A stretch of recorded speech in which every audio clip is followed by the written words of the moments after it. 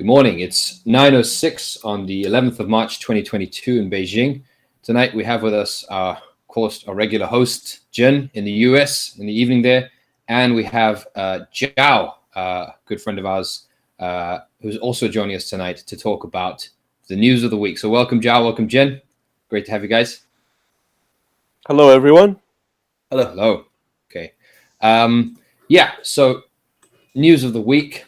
For this show, we're going to be talking first about, for the first 20 minutes, about the China 2 session. So China's parliamentary arm, if you want to use that term, is meeting right now. And there's some interesting news coming out of that. Defense budget increases, as well as other things. South Korea has a new president. We'll be mentioning who that is. We'll also briefly be talking about Hong Kong and the COVID outbreak that's going on there. That's the first third of our plan. Then for the rest of the show, of course, we will be talking about Ukraine and what's happening there. We'll be focusing a bit more on the bigger picture today. There is, of course, some more on-the-ground news. A children's maternity ward has been hit in Mariupol. We'll talk briefly about that. The Russian people have been hit by huge sanctions, everything from Visa, MasterCard, to Starbucks, to McDonald's, and even cats and Dostoevsky as well. We'll mention that too. We're talking about that. Russia is countering with its own sanctions, particularly on rocket engines. There is also now a hunt, not for Red October, but for Russian super yachts. Other stuff we'll be talking about in terms of the geopolitics are statements from Macron and Lavrov, a broader discussion about anti-imperialism, and we'll also, if we have time, fit in some Communist Party state statements. So a statement from Cuba, as well as the Russian CP. And that's hopefully what we'll be able to fit in for this one. So first thing, we wanted to talk about, the China 2 sessions. So Jin, you wanted to talk about some points on this one, yeah? Yeah, so a few things are coming to notice. The first would, of course, as a Chinese civilian, our kind of focus is always hyper-fixated on the housing market, right? Mm-hmm. So historically, the Chinese housing market, ever since reform and opened up in the 80s, has been used to contain as like a containment pool, storage room for the amount of inflation that the nation experiences, whether domestically or from abroad, such as international economic crisis. So anytime inflation would get bad, you will only see housing prices go up off the charts to an unreasonable degree. But all the other prices for every other commodity good is still at a normal level. So this time, what we're seeing is because China has, won the military capabilities, which we'll go into next, with the defense budget, to defend itself from not getting just coerced into economic unfair treaties, and China now has the ability to gradually kind of push out the inflation that it has been accumulating over the years and the decades. So right now there is the serious discussion over at the National People's Congress talking about, maybe to basically fix the housing market. So that's the first huge thing that can happen out of that.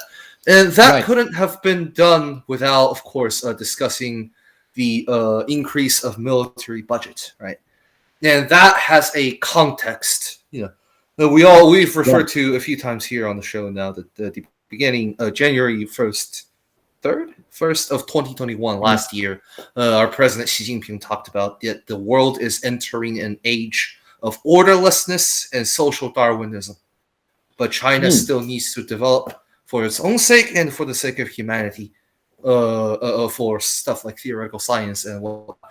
So it needs to build up its kind of military forces, standoff capabilities, and we are indeed seeing that. Of course, there is another legal move in this, to where they legally moved closer to essentially saying that it is now legally written into Chinese code of law that we will allow forceful resolutions of national sovereignty and territorial safety.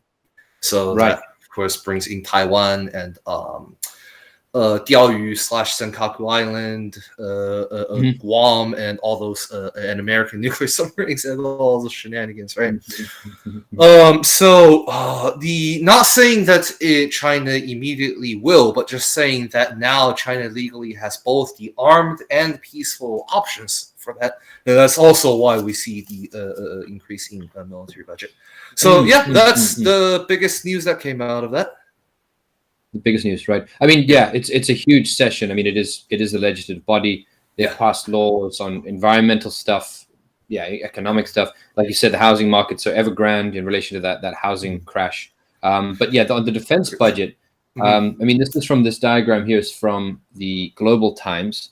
So I mean, the tagline, the news that I saw on the New York Times was Chinese defense, spending is going up. It's increasing. It's exploding. They're arming. So this quite sensational kind of thing. But I mean, if you look at this diagram here, it gives you a bit more of a balanced view. That you can see that the actual spending rate. I mean, the total is going up. So in billions of yuan, right? So 1.1 billion in 2018. It's up to 1.4 billion now in 2022. But as a rate, it's 7.1%. So overall, like if you compare it to 4 years ago, it's down as a percentage, but up as a number. But I mean, keep in mind the Chinese national economy has been growing faster than that, which is why that line is in fact going down. Right. Yeah. I mean, I still also think that what's the U.S. statistic on this? What's the U.S. The U.S. one is still massively higher. So it's not like China is somehow outspending the U.S. on defense budget now. It's still a tiny fraction. I'm sure it is still a tiny fraction of the U.S. And also, it's actually defense, not offense. In a released episode, it's just as a spoiler, I guess. If you truly look at the kind of things that China is investing into, hypersonic missiles, carrier killers, so on and so forth, those are not the kind of things that you can use for imperialist purposes against small nations. Because what on God's earth are you going to do with a $10 million, $100 million Mach 7, Mach 10 missile coming in from orbit against some expired World War II destroyer? Right. Exactly. So, I mean, let's take a look at, I don't know if you guys can see this now. So this is the diagram, right?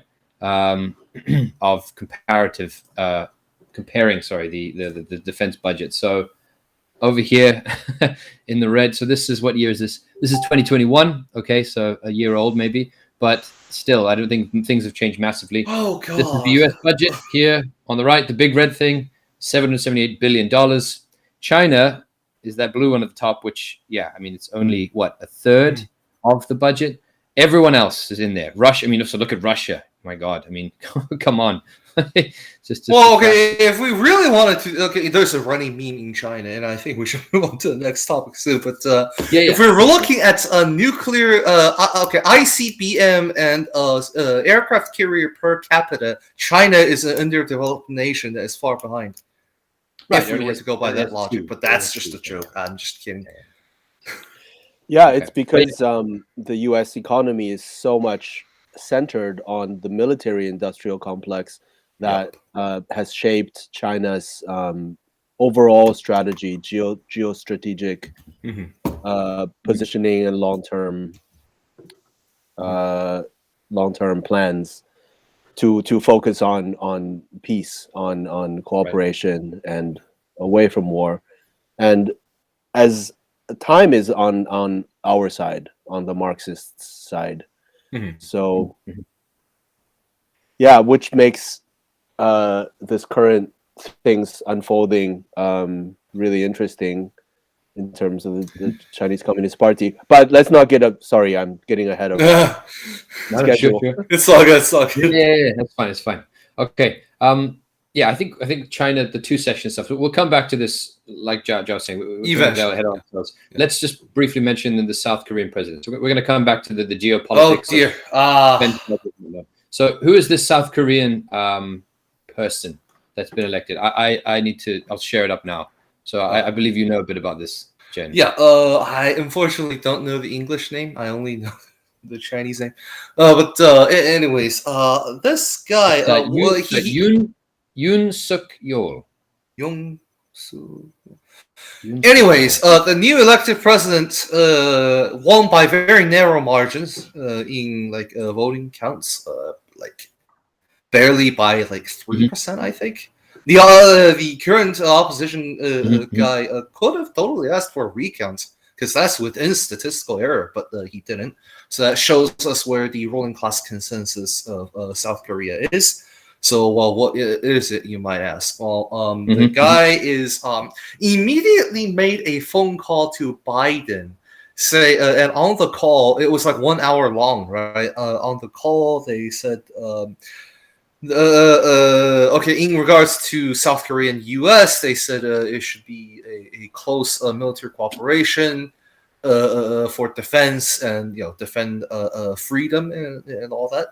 And then for Japan, he said that there should be a relationship that is looking into the future, meaning instead of looking to the past. If you know anything about Asian history, Japan has committed unspeakable atrocities on every single Asian country ever.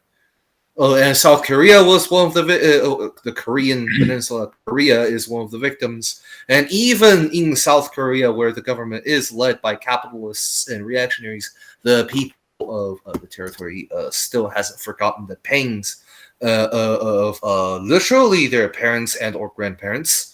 And and Japan's kind of refusal to even recognize any of those war crimes is just it makes everyone angry, not just South Korea.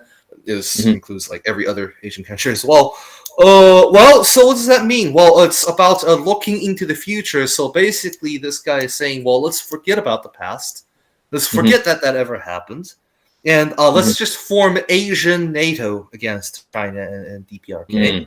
And if you look at into this guy's previous rhetoric, it's a very nonsensical. So on the rhetorical side of things, narrative side of things, this is the man who claimed that workers should be working 120 hours a week as a norm. That is, we are at that level of crazy. So this is the Squid Games candidate, basically. Yes. Yeah. Okay, there we go. We have a title for our episode today. And on the political side, he used to be the chief, I believe, equivalent of like the head prosecutor of the nation, of the justice, the police system of the justice system. Justice system under capitalism. Convicted lots and lots of innocent protesters, organizers, so on and so forth. So imagine if some right-wing prosecutor head in the United States became president and has like this work is freedom attitude straight out of Auschwitz, and like, then wants to make Asiannato. Yeah, like Kamala Harris.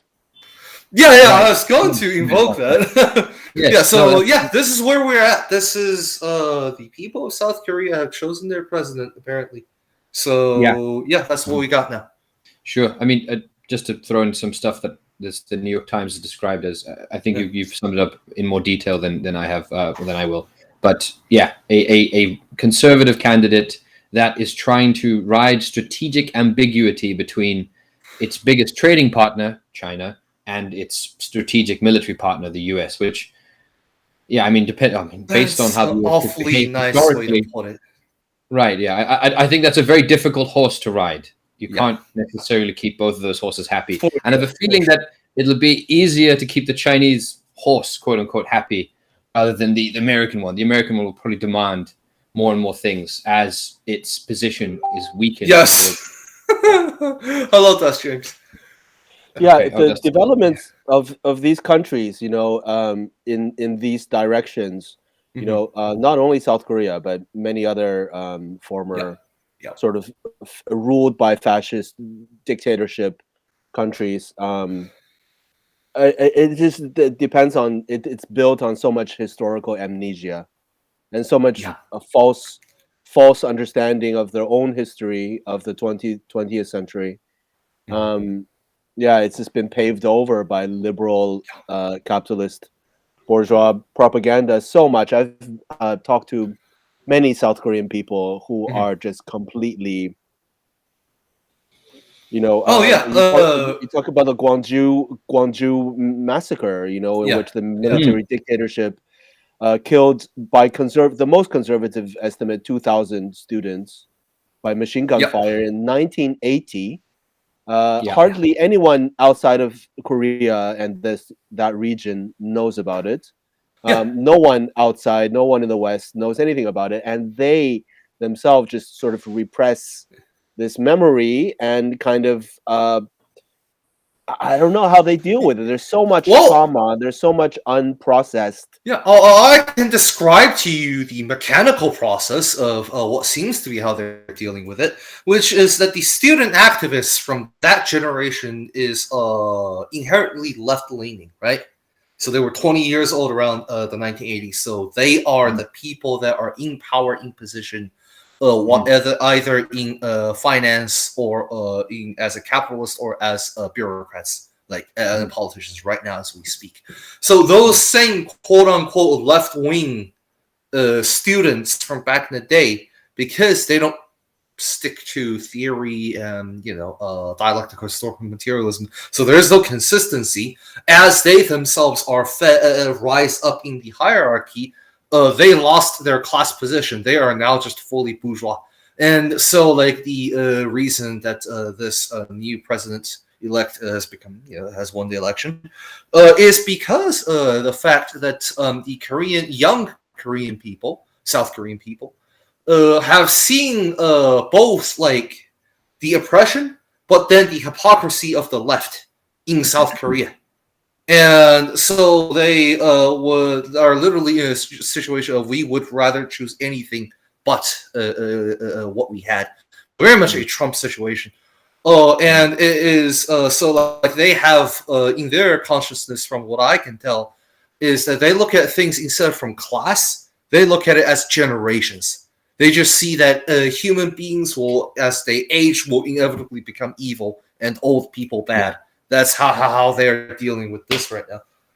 Right. Yeah, Okay. it's extreme nihilism and just Yeah. the worst kind of repeating the cycles of abuse. I mean, Yeah. from a psychological point of view, I mean, just even watching South Korean films, I mean, I don't know if I'm going out on a limb here, but you sense a deep trauma that is Yeah. unresolved, scars, psychological scars. I agree. Yeah, Mm. in the Yeah. psyche of Mm. people, and now they double down. People have tried to heal with like a shard of glass in their wound, which Yeah. was never taken out, which was Exactly. never resolved, Beautifully said. never explained, and they've tried to heal over it, and that comes back, and yeah, so we get Yes. further developments in this direction. Exactly. Just actually, what was that film that won the Oscar? The Korean film about people living, the underclass living in South Korea. It's won the Oscar Best Picture 3 or 4 years ago. Yeah. Oh man, what was that? Because that Brain even farts. So the tip of my tongue also. I think Okay, I'll just keep saying some short comment on that then. things like this also contagious. Like it's on the tip of his tongue, and so now it's on the tip of my tongue, and I can't. Yeah. Well, it's you notice something. South Korean films, they are very free, quote unquote, to talk about just about anything, to expose the woes of the South Korean society. Parasite. But then the Parasite. Parasite. But then decades after decades, none of these issues actually ever get solved. No matter how much they publicize it on films, The people that are responsible for those crimes and abuse are never held responsible. So that's just liberal capitalism for you. I think we'll have to try and come back to this sometime in the future because it's a very interesting topic. This thing of Korean, and also it's a Japanese. Well, there's some similarities with Japan too. It's sort of suicide rate. God. An economy that's sort of stuck in where it's at. I mean, South Korea is not so much more of a Japanese problem than that, but I think we could have a conversation about that dedicated at some point. Of course, very interesting. And specifically also the bigger topic of aestheticizing historical trauma and conflict, contradiction, and commodifying the representation of contradiction and suffering rather than actually healing. And actually, but anyway, some other time. We have. I think it needs its own hour. I think. Yes. Okay. So the last thing we're going to talk about before we jump into Ukraine and the geopolitics and whatnot, we just want to mention Hong Kong. So Hong Kong is facing the largest outbreak of COVID since the beginning of the pandemic. That is correct. So, they're on 600,000 cases in the place. So if you're not aware, Hong Kong is a very small place. It's very compact, very dense. One of the reasons is, of course, that the vaccine rate has not been as high in Hong Kong than perhaps elsewhere in mainland China. Jen, sorry, you wanted to put a quick comment on this one? Yeah, of course. The fundamental reason is because the Hong Kong parliamentary city government refuses because of how it's set up. It's set up like a British bureaucracy, right? The separation between bureaucracy and politicians. Therefore, it is this fear of accepting any kind of responsibility for any kind of action that has any kind of consequence. So therefore, you have a situation where Hong Kong, a city, has the amount of resources, especially anti-COVID resources, of the entire Chinese province, because that's what special administrative district means. It means that they are on par in terms of funding and importance and access to resources and help as a province. Cannot do anything to control the pandemic because the officials are too afraid that this will ruin their career and ruin their reputation. And to compound things, if you try to hold officials responsible, not only will the Free Hong Kong crowd just go all crazy because they don't understand anything but CPC bad and all that, right? But the worst problem, their bureaucracy is so small. The task force of professionals are so small that if you do end up firing a few important individuals, the whole machine just stops working. So, if you do actually hold them responsible for their incompetence, then there would just straight up no longer be a government to speak of. So all of those things compounded together, you have a nightmare on your hands. And that's it. Right. Okay. Let's go on to let's talk about Ukraine then. So it's still the biggest story going on. It's right. It's being covered everywhere. For the last 3 weeks, we've been going through the map and showing you the map of the conflict. To be honest, we're not going to go through the detailed tactical on the ground stuff today because in general, I say that with a big caveat, there hasn't been a massive change on the ground. I mean, Mariupol is probably the biggest story that you have tit for tat attempts to make humanitarian corridors and a lot of diplomacy, I'll call that, or negotiation around humanitarian corridors. But the biggest stories right now, of course, are this maternity ward that was hit in Mariupol. So the comment we should put on this is that right now, the allegation or the framing of this in Western media is that it was of course targeted intentionally by the West, by the Russians. That's just a given. There's no further analysis. Were they using it as a position? Was it even a Ukrainian thing? So I think as a general statement, we'll say that I don't want to, or take everything that's happening with a pinch of salt, because until it's investigated properly, we don't want to give the mainstream media, Western mainstream media, the sort of the narrative points. So I'll bring a few examples. First example is actually from the end of our last episodes, if everyone still remember, which is the breaking news that a nuclear power plant caught fire. Right. During fighting. But guess what? Like, though it was technically the nuclear power plant, it was an office building that was miles away. That was like an administrative office building away from the nuclear power plant. And it was only light fighting. We don't know who. Like, somebody had to set that fire because bullets don't just start fires. This is not a Hollywood movie, you know. Mm-hmm. And it was put out fairly quickly. But here in the West, you just see, Russians started firing nuclear power plants, Chernobyl all over again, right? Yeah. Another short example. Remember the footage of the rocket going sideways and upwards into a building? In Kiev. In Kiev, right. And they said that it was the Russians that did it.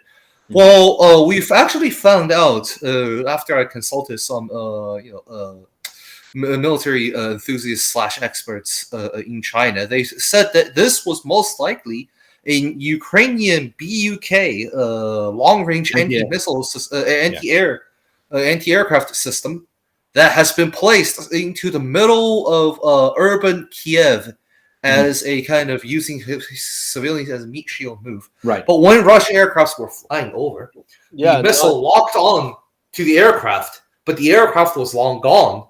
So that the missile, in order to try to hit the aircraft, started turning sideways and ran into a skyscraper.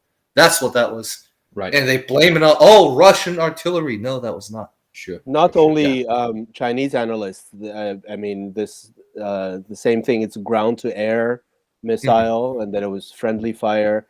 Has been concluded by many military watchers and experts around the world. Yeah.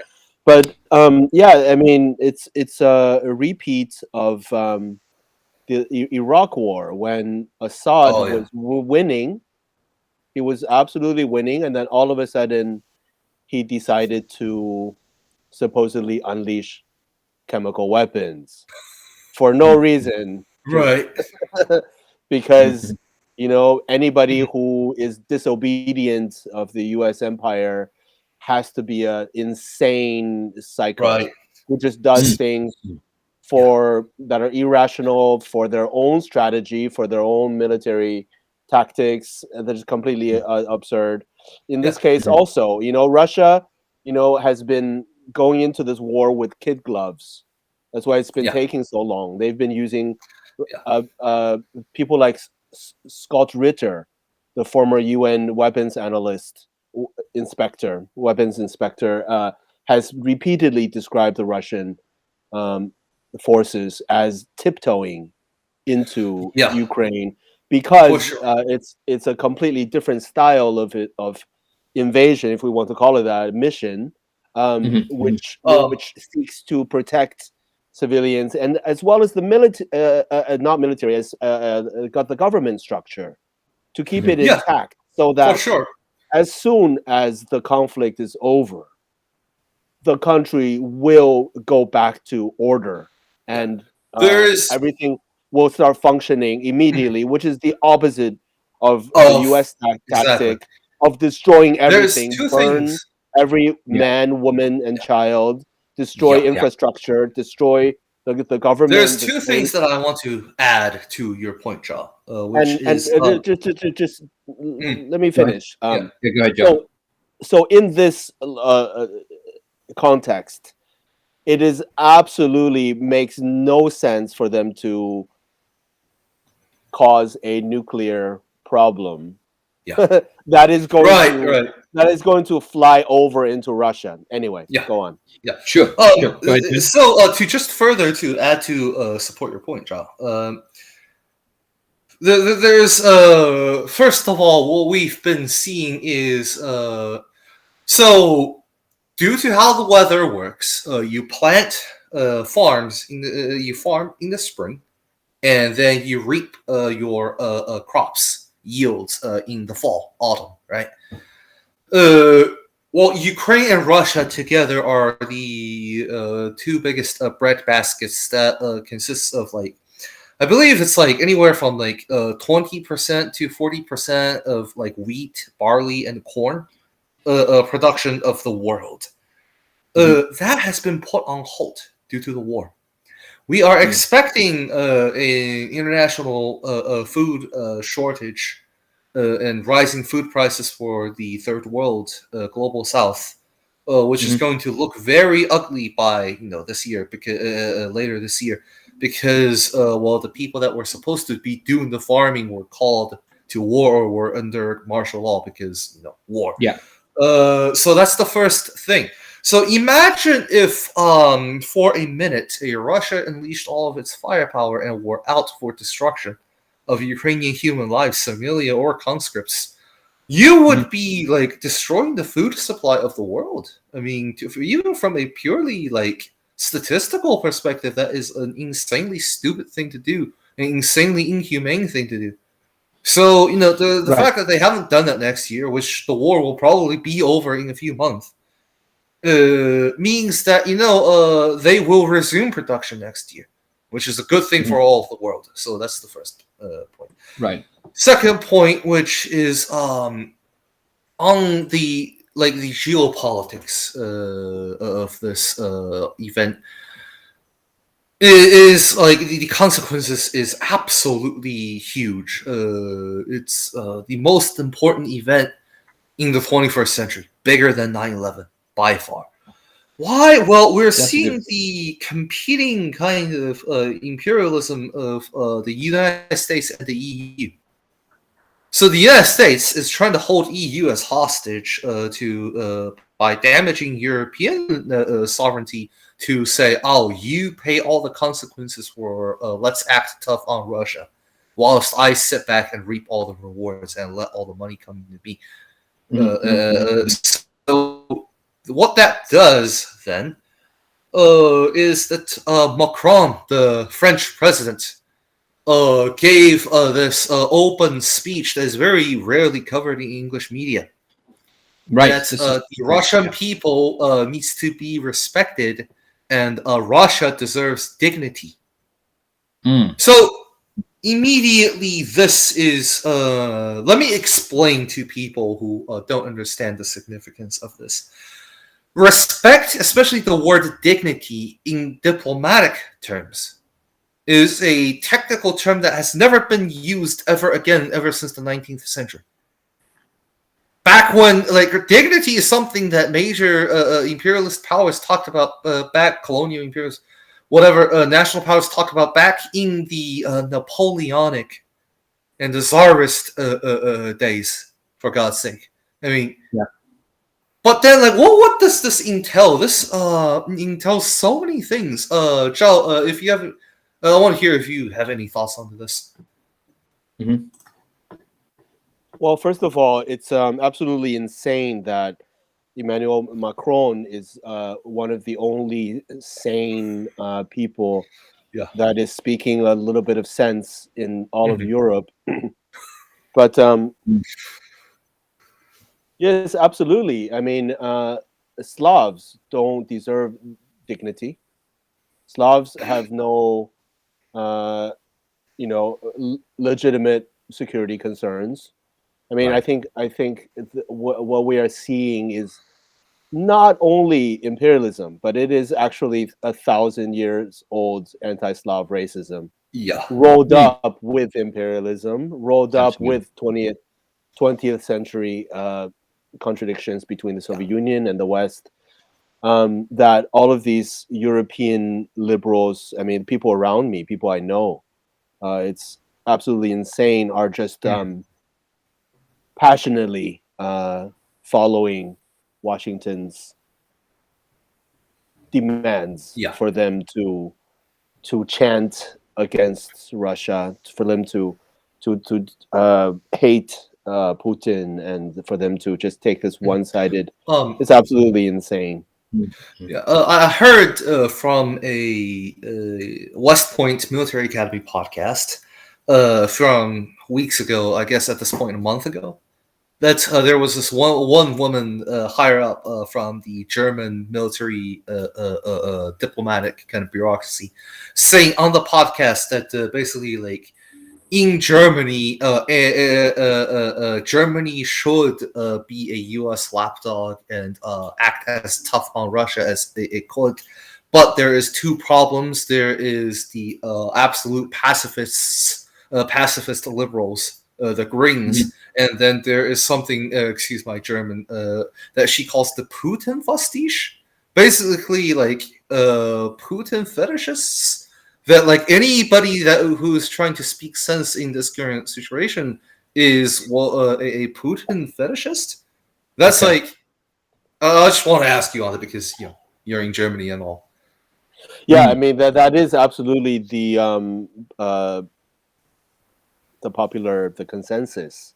Basically, is basically that we Germans, also Swedes and Finns and other Northern Europeans or other Europeans, West and East, is that we need NATO to protect us from aggressive Russia.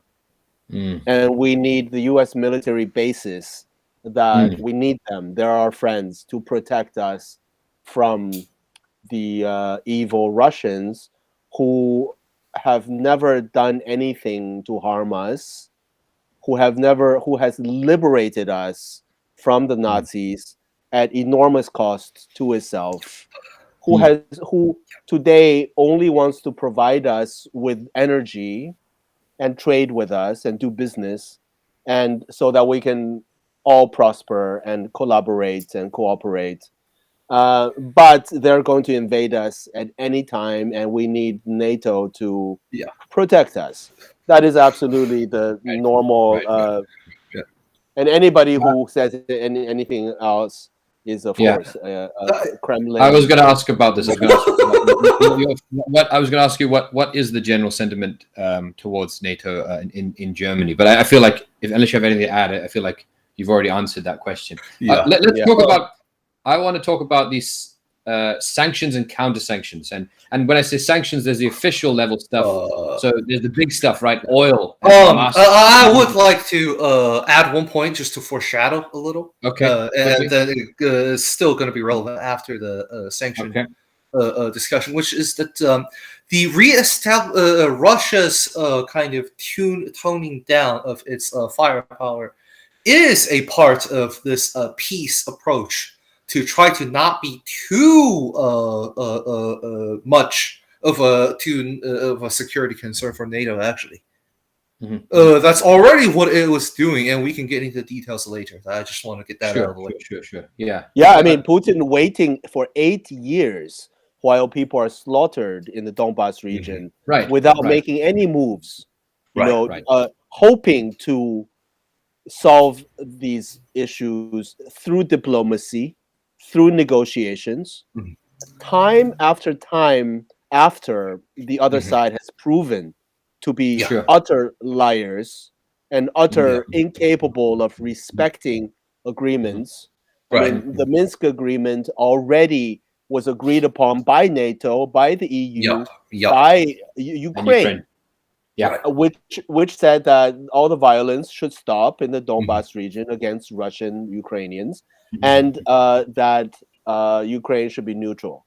It was already agreed upon, and Putin waited for 8 years without doing anything, while the people of Lugansk and Donetsk pleaded, Russia, please help us. We are being killed, to the tune of 14,000 people. But anyway. I think you've made an excellent point there, and I watched something this week. It was a talk given at Yale by a guy called Vladimir Pozhiny, excuse my pronunciation, who used to be a Soviet news journalist anchor in the late 80s and 70s. And the title of the talk is "The United States Created Putin." But I suggest people watch it. But because it talks about, it's not as the title suggests so much that Putin is purely a product of the US, but it talks about his origins and whatnot. But there's a very particular part, it's quite a long chat, where he says that Putin tried to join NATO. He spoke to Clinton in the early 2000s to say, well, why don't we join, and why don't we have some sort of balance here? And up until 2007, so this Vladimir Pozhiny says, up until 2007, you can clearly see Putin's actions. This guy, just for clarification, is not a pro-Putin guy. He's I'd say a critic. He's a classic sort of journalist critic kind of person. And he says that if you look at Putin's actions until 2007, everything was about trying to make a deal, trying to make a bridge with NATO specifically, and with Western imperialism. And that after 2007, he gives a speech in 2007 in Munich, and that's the tipping point. And that's after the year after that, you have Georgia, which was also a NATO expansionist imperialist advance. And that's how we got to today. Right. So to just a quick reminder, everyone, that the motto of NATO, the mission statement of NATO, quote unquote, as spoken by the first General Secretary of NATO, which is American general, was to keep the Russians out, to keep America in, and to keep the Germans down. So what we are seeing right now can be summarized as to keep Americans out and to keep Eastern and Western Europe peaceful and stable. That's what we are seeing essentially being done by Russia in one sentence. Yeah. Let's go into the sanction stuff. So last week we talked about I can't remember exactly which sanction had come into place yet, but we said that there's a very good chance that an alternative financial system, the de-imperialization, let's call it that, of the financial system, is being given a huge opportunity. So because MasterCard, Visa, SWIFT, and everything around that, I assume there's more boycotts than we're aware of. Because all of that's happening, you now have the entire economy of Russia, as well as every Russian person. So I think it's 200 million people, 170 million people, who now, if you use market terms of supply and demand, there's a huge demand for financial services which are not American or Anglo-American. So now the Chinese system or any other system, whether it's WeChat or who knows what, there's just a demand. So this is the first opportunity, probably the biggest opportunity, for a complete new chance of a financial system. So actually, I don't know which analyst said this, but it might have been a Russian one. I can't remember. But this, big salvo of using the financial system as a weapon has shot themselves in the foot massively in the long term, because now they will probably never be able to deploy these sanctions in the same way, because alternative. Okay, I did remember saying the first part of that statement here on this show. So we've done this before, but let's just recap them. So in the last week, we've had McDonald's, Starbucks, MasterCard, Visa, and I do want to mention this. So Dostoevsky and Tchaikovsky have also been banned. I don't know if you guys have any thoughts on this one. I add to this one. Ladies and gentlemen, Madame and Monsieur, Russia has been canceled. Ta-da! Roll credits.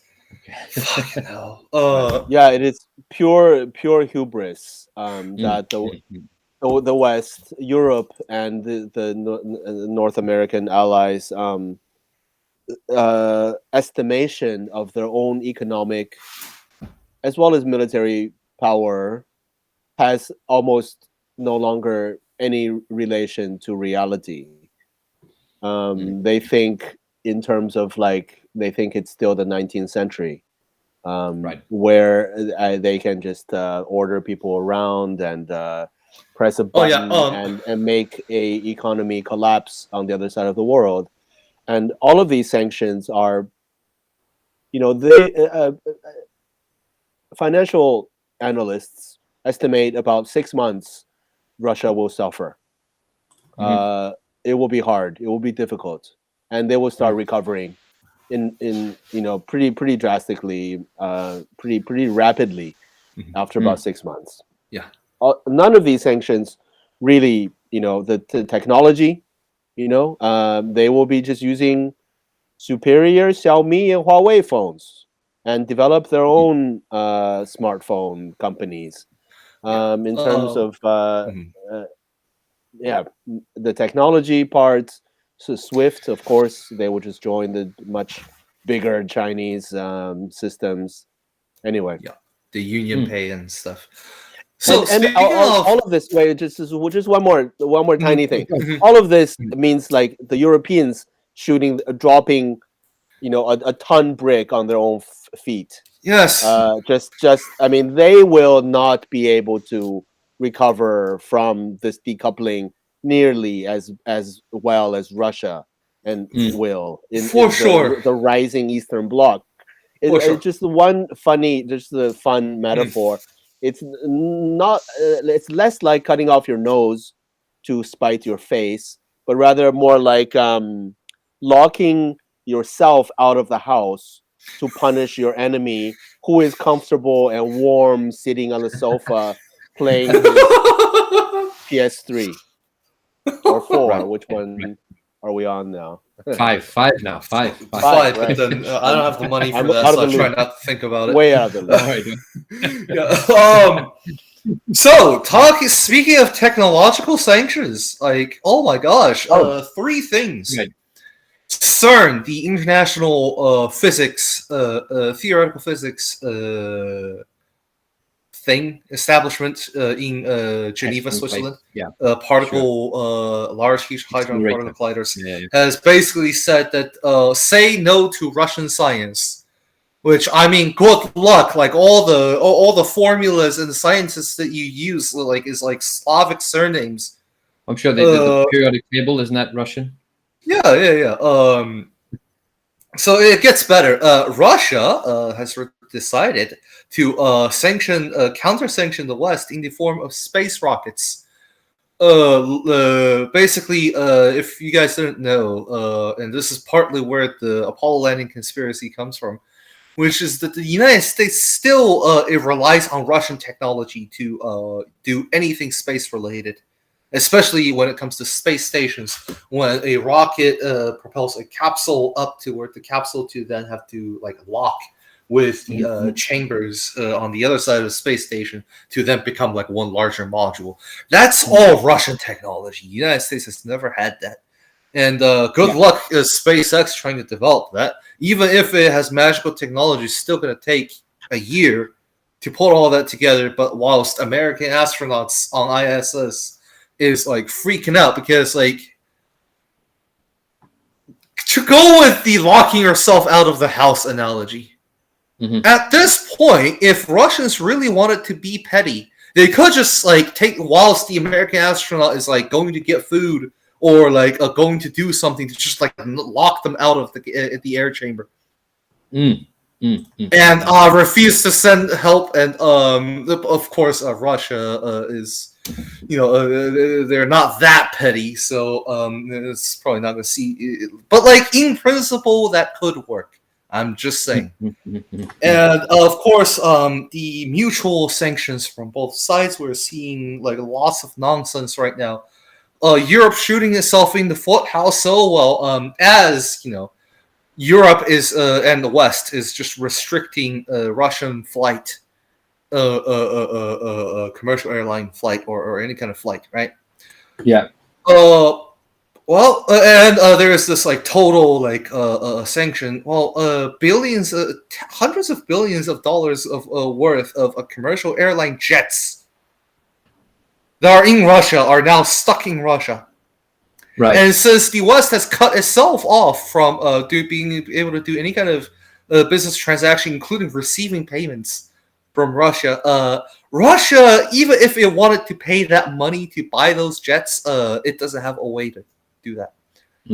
So the West has essentially just gifted Russia with thousands of commercial jets and God knows how much cargo. And Russia, in return, has brought back some very Soviet things, which is basically saying that since we can't use on the software digital side of things, since Russia is no longer allowed to use not even Microsoft Office, I don't believe, Russia has now decided to just let their hackers go crazy. And right now, if you want, I'm not saying I condone this for legal reasons, but as a joke, any and all softwares for any kind or movies or video games can be found on those Russian illegal websites. It's just that I don't recommend it. Wink, wink. Only do it in Minecraft. Okay. The Russian pirate websites have always been the best, though. I mean, Yes. this is acceleration. I mean, let's just say like this decoupling is an acceleration of many already well-established dynamics. Yeah, of copyright and Sure. Speaking of pirates, sorry, hold on. Speaking of pirates, yeah. I was going to move off topic. If you have one thing to say, I'm going to move off topic as well. I want to just wrap up today with something for everyone to ponder about. Okay, I just wanted to mention one thing then. If you're wrapping up, I just want you to talk about piracy. So right now, with this conflict going on, they are trying to find oligarchs' yachts all around the world, wherever people dock up their super yachts, and but the problem is that it's exposing too much of the international sort of bourgeois sort of networks. So people are chasing down yachts, and then they're finding other yachts, and then they're finding out that, well, so-and-so shares a yacht with so-and-so, and whether it's a Saudi king or a businessman, and it's I mean, it hasn't quite boiled over yet, but it's already starting to expose the sort of seedy, as we already know with Epstein and whatnot, the seedy nature of the international sort of the yacht owning class. Let's just call them that. So that was my point about piracy. They're trying to find their boats, their super yachts. So it's no longer the hunt for Red October. It's the hunt for something else. It's a farce, a complete farce. There are no American tax haven enjoyers at all. They don't exist, according to these leaks. According to these, the hunt for the Mayflower. Sorry, oligarchs, right? Oligarchs are only in Russia, of course. In America, entrepreneurs. These are mavericks. These are pioneers. These are business titans of industry. Only in Russia are they oligarchs. Right. So I hear Western leftists repeating all of these claims. That Putin is the most wealthy man in the world, which is the same thing that they said about Castro, which is the same thing they said about a long list of anti-imperialist leaders. But like to date, the only thing that they've been able to find is one apartment in Montenegro, which is a very poor and cheap country, that he bought for his supposed lover. And there's actually no evidence for this apartment, nor is there evidence for this woman being his lover. So, like, right, anyway. And a load of Navalny made CGI films that have no actual credence whatsoever at all. Okay. Yeah, so essentially, if we were to think about this on a truly kind of global scale, what would we find? Well, we would find two things. One is that all these things that are quote-unquote bad for Russia is only bad from a liberal finance capitalist perspective. So then this war, I would say, has achieved domestically for Russia what is the equivalent of a diagnostic and detox to truly identify all the parts which they align far more with liberal finance capital than they do with either socialism or even just Slavic nationalism. I mean, no matter what you say, those two things are better than finance imperialism. That's kind of, And then the second thing that I would say that we kind of see out of this is the complete and total breakdown of the Western world order. What do I mean by that? Well, one, the current international consensus of diplomacy and what you will study in international relations around the world is based on two things. One, the post-World War II world order, Yalta Conference and all that. And two, late 18th century kind of European, Nordic European and British lawmakers who decided to craft what we now know today as international law. There's just one problem, though. It's only consensus-based. It's not reality-based. So what we keep finding to be happening is that they keep teaching the academics and scholars and politicians and professionals and bureaucrats around the world to technocrats even to stick to this consensus. But then reality doesn't work according to this consensus. And so we keep seeing the anytime that there is a stress test on the international community, we just see the breakdown of this international law system time and time and time again. Operation like United States invasion of all the Middle Eastern countries, and African countries. Every single one of them was a violation against the international law. But has anything happened? No. Why? Because the system just doesn't work. It's a dysfunctional organizational system from the start, because it is only based off of the kind of European, Western European ideal of like, oh, if we just pressure someone, if we don't give them a consensus, then like we have won the day. The day is saved and everything's nice. That's not how things works. Sure. So then what we're now seeing is that like why I brought up that return to 1800s bit in the beginning. Right. Okay. Well, it's very simple because the last time that like humanity as a planet, planetary community, knew what on earth diplomacy and power and agreement and treaties are, was around those times.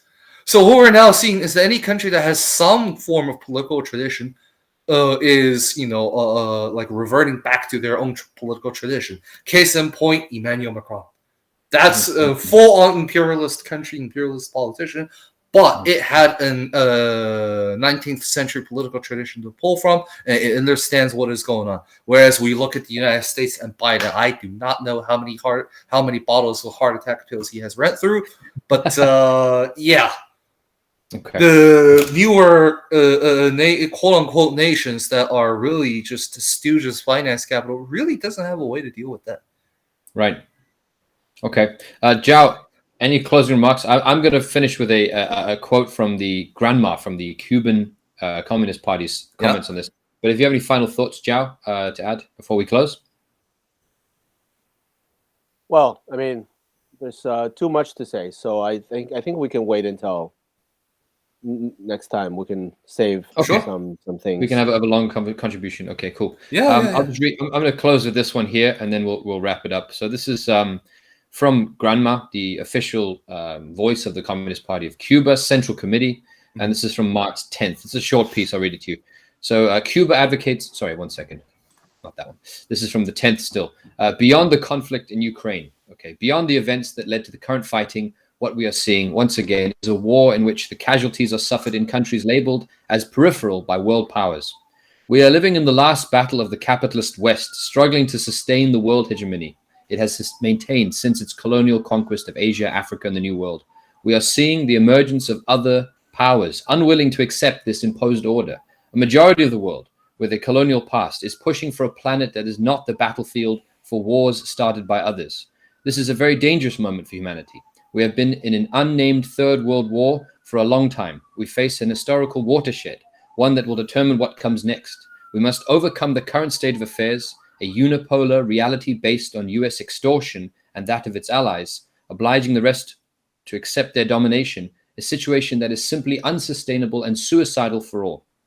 It is increasingly evident that the only way out for humanity is to defeat hegemonic imperialist capitalism. The battle for peace is a necessity. If we are to have time to build a better world for all, nothing taking place in Ukraine should make anyone happy.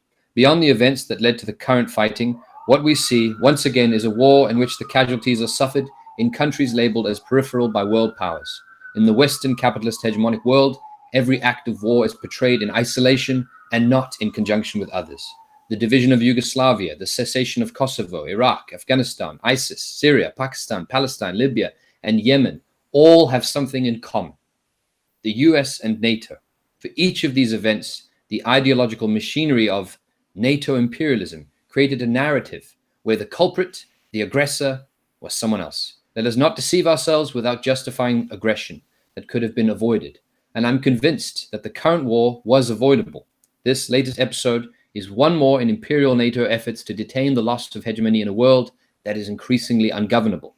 As relevant as ever are Fidel's words when he said, "Eliminate the philosophy of plunder and the philosophy of war will disappear." Beautiful, beautiful stuff. So that is it for this week. Yeah, beautiful stuff from Fidel as well. So thank you very much, Zhao, for joining us, and I think we'll definitely have you on again. I enjoyed your contributions wonderful stuff. And Jin, thank you so much for having me, and really nice to talk to you guys. Let's do it again. Yeah, thank you. It was a pleasure. Cool. Thanks. See you later, guys. Bye.